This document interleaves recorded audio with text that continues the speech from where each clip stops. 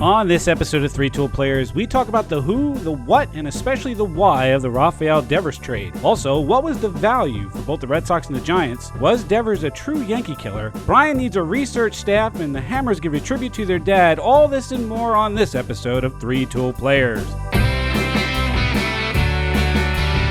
Welcome to Three Tool Players.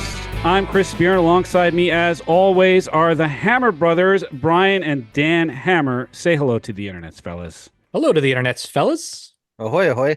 If you were a Red Sox fan this past weekend, you started the weekend doing pretty well. The Sox completed a 3-game sweep of the Yankees in Fenway.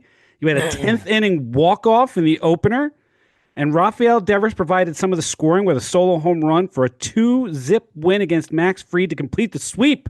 You sound way too chipper and way too excited about the outcome of this weekend. The outcome of this weekend for me was the Yankees getting swept, and that was the thing I'm chipper about. But if you're a Red Sox fan, you saw your team climb over the 500 mark and into the wild card race, and you probably thought that the Sox would start making moves before the trade deadline to add to a team that was on the up and up. Then you find out that Rafael Devers was traded to the San Francisco Giants for Jordan Hicks, Kyle Harrison, Jose Bello, and James Tibbs III.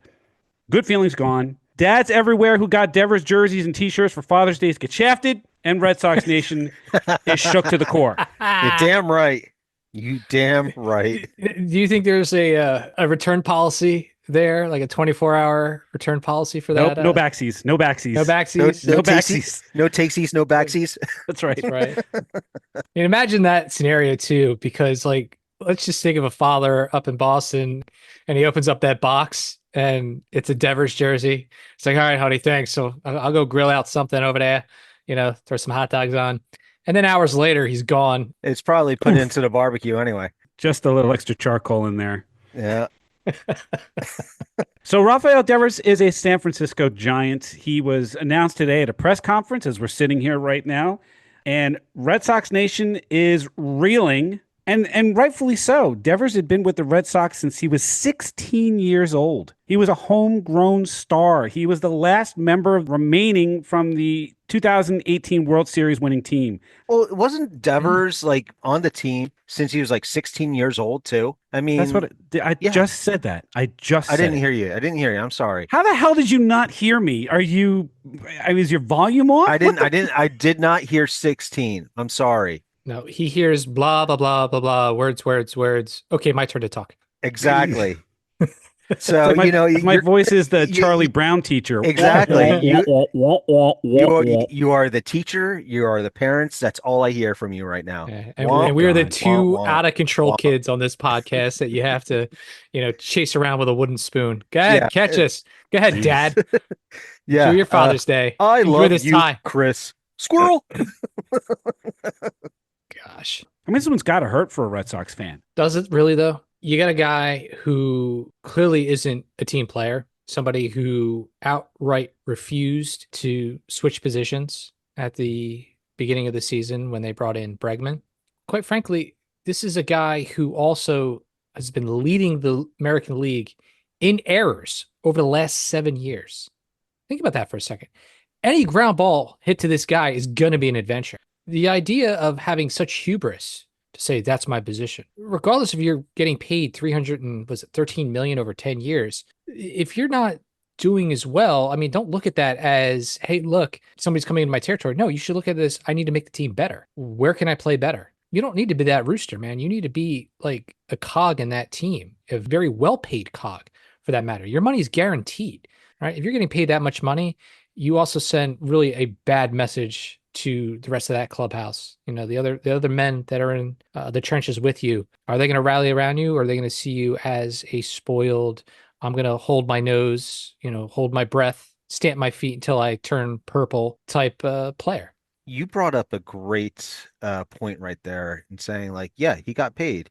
He was the fat cat. And like Chris said, he was the remaining piece from the 2018 World Series. Mm-hmm. But you would think you get paid, you pay your dues and everything. And all right, I'm the face of the franchise. I need to hold myself to a different level. He went the complete opposite way. He was like, you know what? I'm fat, rich, and happy now. and I'm just going to still play, but not have a good attitude. He decided to go full like villain. Basically, Twirl his mustache. yeah, exactly. Twirling his mustache while he's counting his money. And it's just not like, he's wanting to contribute to the team dynamic and just wanted to do what he felt was right for himself. Where are you getting the villain thing from? At no point did Devers pull a diva move and demand a trade. He didn't stomp his feet and say, I'm not playing. What he did is he pushed back on the idea that they kept wanting him to change positions. I'm going to play devil's advocate for a second. Put You go yourself right in his ahead. position. In the offseason, there were any number of different rumors that the Red Sox kept having to squash because there was all kinds of talk about them looking at Bregman, looking at Arenado, looking at them trying to upgrade the third base position. And the entire time, they kept saying, nope, Rafael Devers is our third baseman. He would be starting year 2 of a 10-year, $313.5 million deal. And he has a career line. He has a career line as of now is of 279 with an 859 OPS, 215 home runs with 696 RBIs and 663 runs scored. He has nearly a 25 WAR over 9 seasons. He had every right to believe that he was going to be the Red Sox third baseman. Understanding the Red Sox front office is probably looking at him and his liability on the field and saying, all right, maybe we need to upgrade. But they never said that to him. They never said to him at any point, hey, Rafi, we're thinking about moving you to DH, or hey, Rafi, we're thinking about moving you to first base. They kept saying to the public and to him, Rafael Devers is our third baseman. Now, flash forward to spring training when the Bregman deal gets landed, and Devers is understandably upset. And everyone's like, are you going to move to DH? And his answer, and by the way, Devers doesn't speak much English in interviews, but he heard every question, and his answer was, are you going to move to DH now? He goes, no. It was emphatic.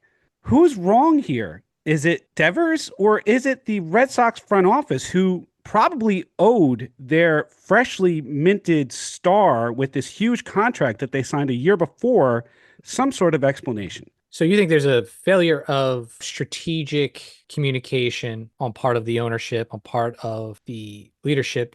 There is a breakdown of understanding from the big star that is sitting on the $300+ million contract for 10 years. It could be a mixture of both. The thing I keep coming back to is, if you remember Mitch Hedberg, God rest his soul, but brilliant comedian. And he had this amazing quote. It made me think about the Devers situation. Mitch said, that's like if you worked really hard to become a cook, you become a really good cook. And then they come in and say, okay, you're a cook, but can you farm? Right? So same thing for Devers. It's like, I've been playing third base. I got the contract. I've been playing third base. I'm there. It's been my position for 7 years. Now you're telling me to go to something new, something, etc. I think at some point, the Red Sox brass, they didn't tell Devers that they were making moves behind the scenes. In fact, I know this for a fact because Chief Baseball Officer Craig Breslow had said during one of these interviews, quote, I need to own things that I could have done better. There was clearly some sort of communications breakdown between the front office for the Red Sox and Rafael Devers, clearly. And when Devers found out that Bregman was going to be traded for, he got surprised by it and pushed back. He's like, what the hell? I was supposed to be the Red Sox third baseman. You guys signed me to this big contract, and now you're bringing in another guy. If you're not the front office and you're not talking to your star player about moves that you're contemplating to make the team better, and you surprise him with it, is it hard to believe that Devers would have been confused and maybe hurt by the idea that Bregman was signed or traded for? That actually makes complete sense if you think about it. I mean, they even had to bring in David Ortiz to Talk him down. talk him down to actually, if there's a breakdown in communication in the front office and their star player, they had to bring in an outside source to tell them how it is. Let's say if they did that beforehand, if they had that communication beforehand, it could have been taken completely different. The problem, I think, too, is, and you guys said it, that with a big contract like that comes with some sort of responsibility for Devers to own his role on the team. But the front office has to set expectations and manage to them. Hmm. And I don't think the front office did that. There was a quote by CEO Sam Kennedy who said, "We had certain expectations that went with that contract. And when we came to the conclusion that we didn't have a full alignment, we moved on." The alignment word is the key one in that quote because clearly gaining alignment between the front office and Rafael Devers was difficult. In order to gain alignment, everyone's got to be on the same page. Everyone's got to be singing from the same hymnal. And it was very, very clear that the front office for the Red Sox did not do that. So basically, they dug themselves their own hole without communicating to their star player. What do you think that message sends to the rest of major league prospects that hit free agency in the future? Are you gonna come to Boston? Yeah, they'll flash some big dollars in front of you, but if you don't skip to their tune a certain way, they're gonna boot you to the next thing. Now Devers is in a situation where at least he's with a quasi contender. I mean, imagine he could have been thrust into the wilds Rockies. of Colorado. Correct. Yeah, that's He right. could have been chasing the silver bullet. Yeah, But, he could next to the have been Rockies. sent to You the know, White Sox too. Yeah. Yeah. So, never know. but he wasn't. So, and you think about that now. Now he's with San Francisco, and they're doing the jersey and the press conference welcome. And what does he say? I'm happy to be part of the team. I'll play wherever they tell me. Like he's like, I get it now. This is a business. I effed around and I found out. I would have to say that the Giants went to him after the trade and it's like, you know what, this is what we want you to do. And like, if there's like any changes, would you be open if we had that discussion? And I'm Well, sure that it's a Devers, after coming from the toxicity of where he came from, he's like, you know what, I'm on board. I'm on board to do whatever is asked of me for the Giants. Well, it's a full reset for Devers. And Yeah. I think he gets the opportunity to do what needs to be done for the team that now he's going to spend presumably the next 8 years of his career. The Giants are assuming the final 8+ years of the contract, paying Devers more than $250 million through 2033. Now, in terms of cash on the books, Devers has the 15th highest contract in Major League Baseball. If they're going to get their money's worth, Devers has to play the field, maybe third base, but that seems unlikely considering Matt Chapman just signed a contract extension, and Chapman's pretty good too. Devers is being paid less than only Nolan Arenado and Anthony Rendon at third base. The only DH that he would be paid less than is Giancarlo Stanton, but that's only because Ohtani's money is all deferred. Mm-hmm. In the meantime, with Chapman out for a bit with a sprained hand, maybe you play Devers at third, or you slot him into the DH role, or maybe even at first, where he's a definite upgrade over Dom Smith and Wilmer Flores. Wherever he plays, he's going to have to hit all the way through that contract, seeing as how he's a liability in the field. And we've all seen how hitters decline as they get older. Not only do they decline Spear, but also you're not in a hitter-friendly park in San Francisco. No, you're not. So you're going to start to see those power numbers and those averages begin to dip as well. So that has definitely got to weigh on his mind as he's looking at the last 8 years of his contract. Well, I That's would right. like to see that though, because you know what? They did do a comparison between Oracle Park and Fenway Park, where Rafael Devers hits, he goes opposite most of the time. His power is to left field. He hits a lot of baseballs off of that green monster. A good amount of his doubles would have been home runs in Oracle Park. And if he hits home runs at Oracle, he's going to be a big star. I mean, he's already a big star. And at the end of the day, this can really work out well for both the Giants and Devers. At the end of the day, for the Giants, it's about butts and seats and jersey sales that dictate the value of a contract for a player.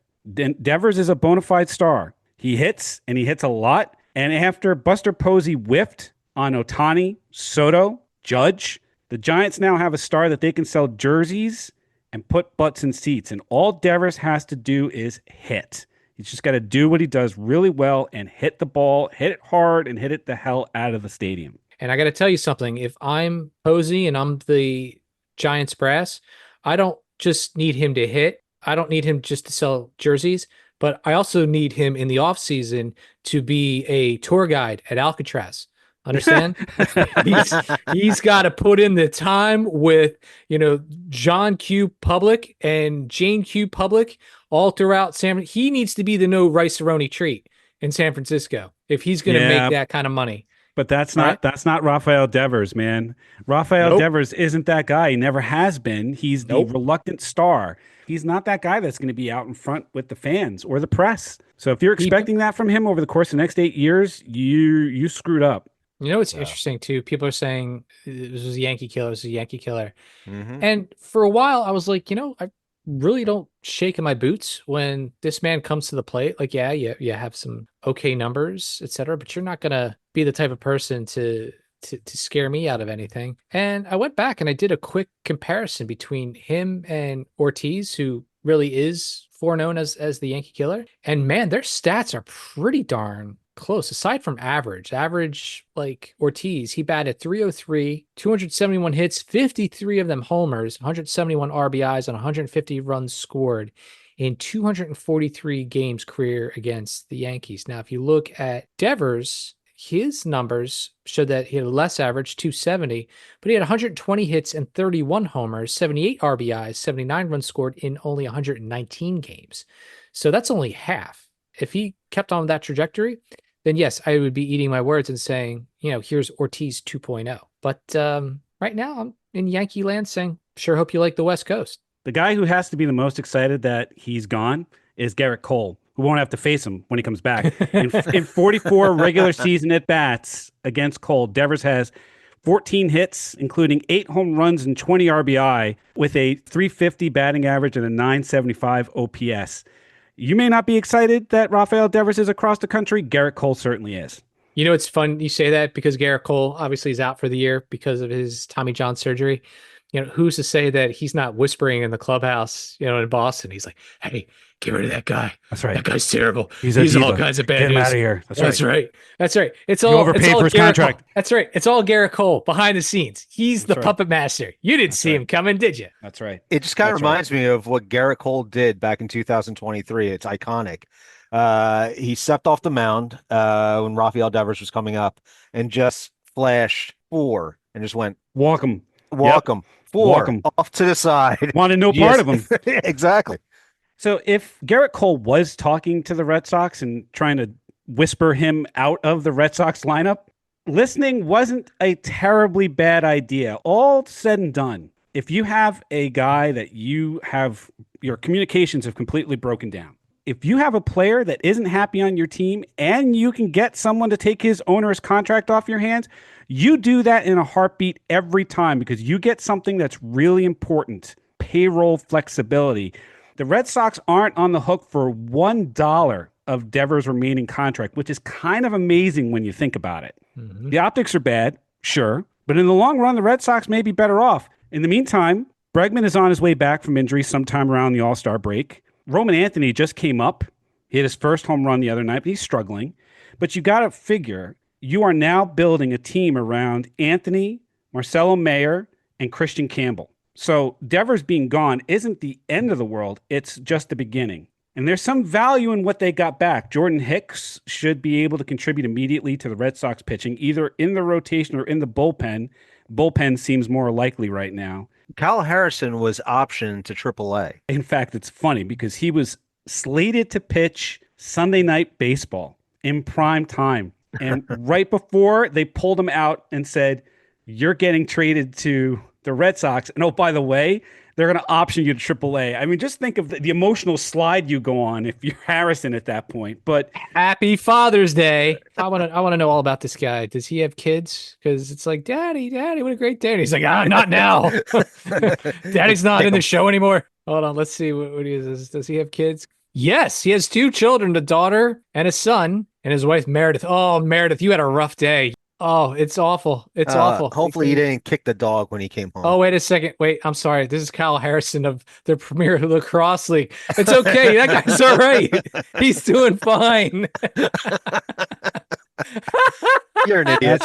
That's our I'm not an idiot. staff. Google's an idiot. Google's the one who said this. Kyle Harrison baseball. Kyle Harrison. Crack research staff right here on the Baseball. 3-2 Players podcast. There we go. This is what we do on the fly, fellas. Yeah. Let's see. No, the information available does not indicate that Kyle Harrison, a baseball player, has any children. He's currently 23, and he's not been publicly linked to having any children. But if he did, That's a rough day in the Harrison household. He'll be all right. He's going to get called back up from AAA from Worcester. Worcester Yeah, sauce. I mean, he's Worcester. not too far removed from being one of the better pitching prospects in recent days. So I think Kyle Harrison will bounce back and he can be a contributor to the Red Sox. Tibbs, first of all, I think the Red Sox win the trade when they got James Tibbs the third because that's just a winning name. But God.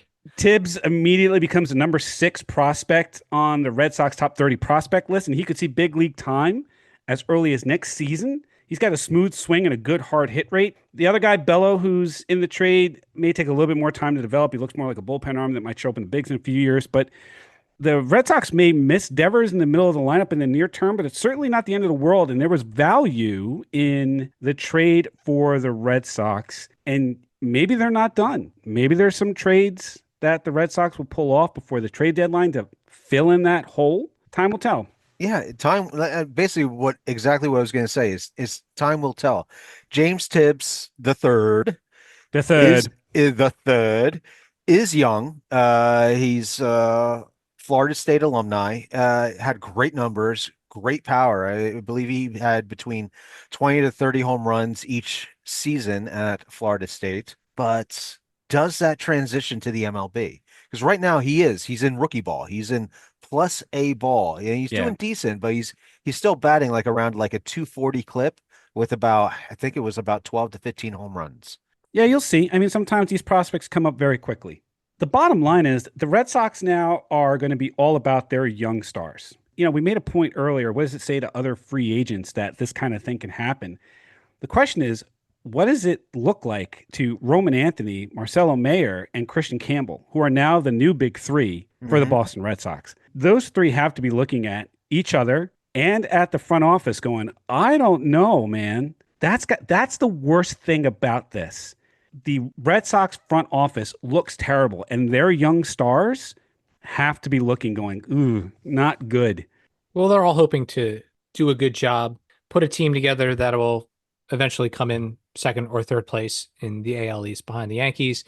And then those young budding stars will say, you know what, let's head on over to the Bronx. We'll enjoy your company. It also makes you ask the question of what's the temperature at Red Sox? With free agency coming in 2025, 2026, do you think that with this move, do you really think that people that are hitting free agency are going to think about moving to the Red Sox after this move?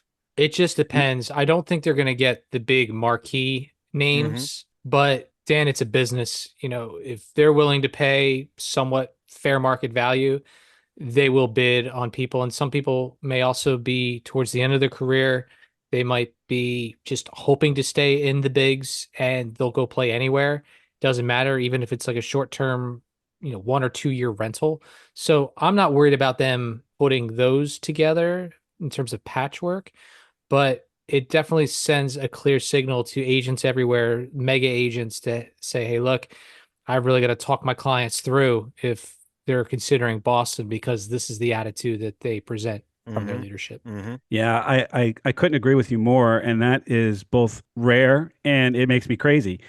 But it's The, also very, very refreshing too. Go ahead, you can say the Of it. course, there being a are Yankees fan, you're going to say that.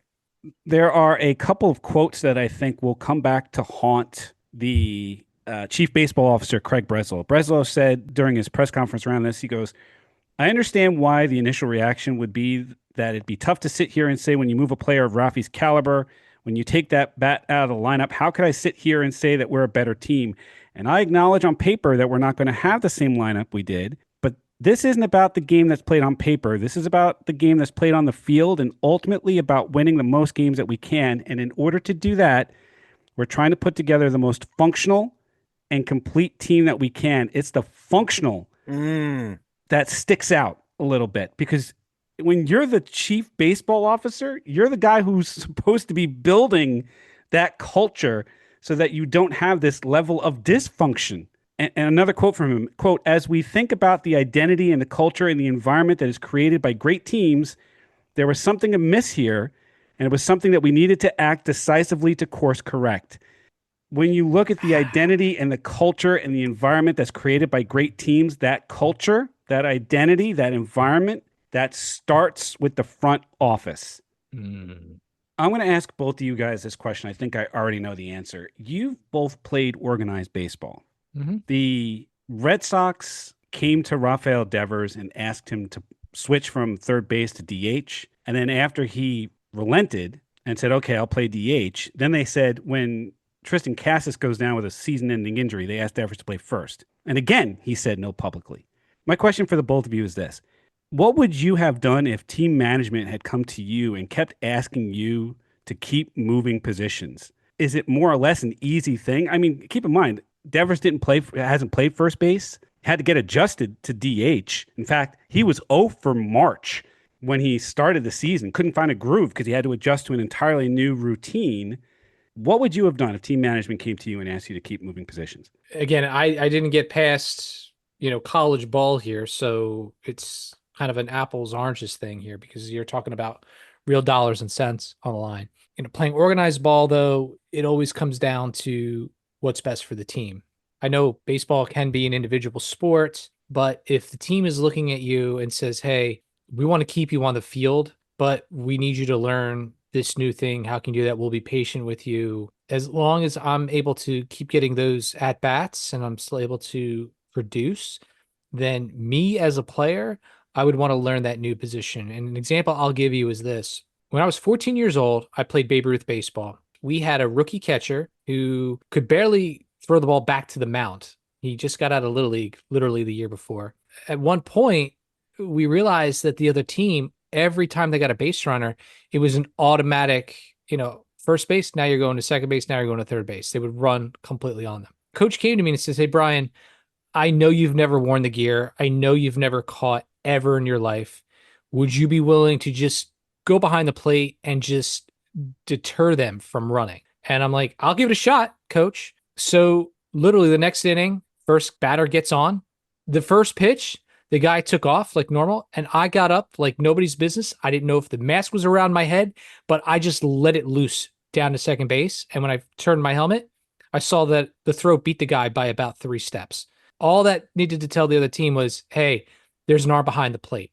So the moral of the story was they stopped running on us. They stopped scoring on us because our pitcher also started to find a groove. And I started to catch the later part of the season, and our team did better. It wasn't just because of me, but it was also the idea that, hey, we're going to plug somebody in to fill a need that we have. Because otherwise, as great as I thought I was playing shortstop, it doesn't matter much if somebody gets on and they're automatically on third base because we don't have a catcher that can even reach the pitcher's mound. I would have to agree with you. And it's not only, the coaches, but it was also our upbringing. Mm-hmm. Me and Brian, we both knew it was a team sport. It's a team atmosphere. You got to do what's best for the team. And our father, God rest his soul, always taught us different positions. And it's basically, you got to do what's best for your team at the time. Just like what Brian said, 13-year-old All-Stars, I was a first baseman. I'm a lefty. I'm a lefty. So usually my normal position is first base or I play out in the outfield. But my 13-year-old All-Star stint was I was a lefty catcher. I had a lefty catcher's mitt because you Yep. know what? We did not have a suitable catcher, and we needed our starting catcher to play shortstop when our shortstop was pitching. So basically, we would switch out positions all the time just so we could have the best starting nine on that field. It doesn't matter what position, you got to do what's right for the team. Well said. And I'm glad you brought up Dad. Al Hmm. Hammer. He was a chief. He was a man of men, and he taught us both, what it was like to play for a team, to go out and hustle. Hmm. And as a father, I know we're just coming off of Father's Day, and I'm not going to try to get misty here, but this is a man that would do anything to create success for his boys. Not only did he buy me a catcher's mitt and help me break it in for that half the season, he knew that, hey, this probably isn't going to be anything more because Brian doesn't like playing this position, but he needs it for the team. I'm going to work some extra hours and I'm going to pay for this catcher's mitt and help Hmm. him break it in and help him learn the position. For Dan, I still remember the gel pack inside the glove itself. Remember that to Yeah, help take the absolutely. sting off?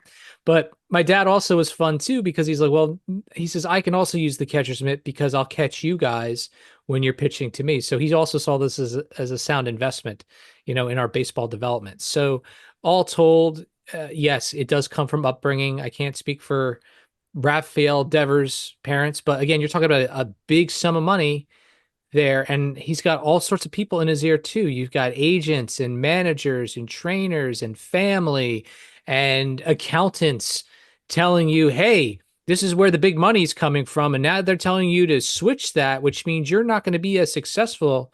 You might want to say this, that, or the other. And I could see where this all gets lost in that sort of big business translation, and there's no winners. It's easy to say from Dan in my position, having not made any money playing baseball, but just growing up playing it with our father and our friends and teammates, etc. But it wasn't a business then. So it's a little bit of apples to oranges. What about you, Spear? What are your thoughts if you got approached? I would have just been happy they put me anywhere. I was I was so terrible that I would have happy just to play.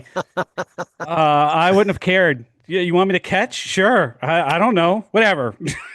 So that's wonderful. So most of the time I spent sending myself in right field because that's where they put the kids who couldn't play. So oh no, you got the big arm, Spear. That's you. That's you in right field. I would have been happy to be anywhere. And you know what, Spear? You know what, Spear? You're the guy in right field, and I'm the guy in center field that's running past you to catch the ball. Yes, I know. All right, Kelly Lee. Jeez. I know. I was, and I'd be ashamed to say if I didn't do that, but I did a couple times, and I'm sorry that I did. So basically, Spear, you're the Adam Sandler out in right field, kicking it in, Pele. Yeah, I mean, no. look, oh God, no. Oh God, no. Please don't hit it to me. Don't hit it to me. That was it. Don't hit it to me. And the ball will always find you. It will always. If you say don't hit it to me, guess what? They're going to hit it to you. It is amazing how often that happened. The baseball gods have spoken, my friend. These were righties. They shouldn't have been hitting it out to right field, sons of bitches. Oh, listen. Everyone went oppo. See, I like you, Spear. I wish you were Devers, because then I would know that you would be my tour guide at Alcatraz. There you go. I mean, I agree with the both of you. I mean, like you said, baseball's a team game, right? So the idea that no one person is greater than anybody else on the team, and you do what you have to for the team to win, especially if you're a talent like Devers and you have the athleticism to do it. There's no reason why he couldn't play first base. He just chose not to. And that's where things fall apart for all of this. I mean, we started this whole conversation with the who was right and who was wrong. And it was really easy to pound on Devers for the me first attitude. And understandably so. It's easy to go that way because baseball is such a team sport. But for me, the failure here was both with Rafael Devers and with the Red Sox brass, which is why I hope, like we said, this is a reset. Devers going to the Giants is a reset for him personally as well as professionally, that he can right his own ship and be a part of a winning team, because the Giants are a good team and they got a shot to go somewhere. So this is an opportunity for him to reset and get it right for the next 8 years and then be that star that the Giants need him to be. And I feel that the reason why that myself and Brian, we were down on Devers, reason being is because we did have that upbringing of playing wherever is asked of us. If you guys need a pitcher, of course, I'm going to pitch. You guys need a catcher? Yeah, suit me up. Taking that to a much hear that, bigger... ladies? Daniel is a pitcher and a catcher. You're damn right.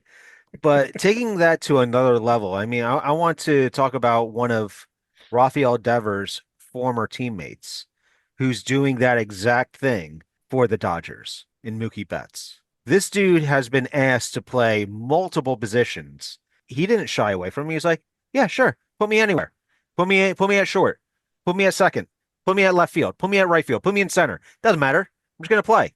I'm just going to play my heart out. And that's what you're supposed to do in a game. Oh, and by the way, pay me $365 million over 12 years. So, wow. Yeah, I want that. Yeah, he's doing the Irish jig to each position. Oh, you want me to play left field? Okay, here we go. That's right. I'm over here in left field. What's that? You want me to come over and wash the car? You betcha. He's out there and he's putting a little elbow grease into that car. That's what I hope they do at these games. They really need to do this like fan appreciation where it's like that person sitting in row D, section 24, seat 28. You have won a free car wash from Mookie Betts. And he just shows up with his sponge and bucket. Man, Anything for the team, folks. Right out to the parking lot. That'd be amazeballs. With his canister of carnauba wax. That's right. Now I need 2 coats of wax this time, Betts, not just one. Oh, that crazy Betts. What a character. I've known him since high school. He's always trying to get away with something. On that note, you can check out every episode of the Three Tool Players podcast on Spotify, on Apple Podcasts, or on YouTube, or wherever fine podcasts are sold. And you can follow us on TikTok at Three Tool Players and on X at Three Tool Pod. For Brian and Dan Hammer, I'm Chris Spear, and we thank you for listening to this episode of Three Tool Players.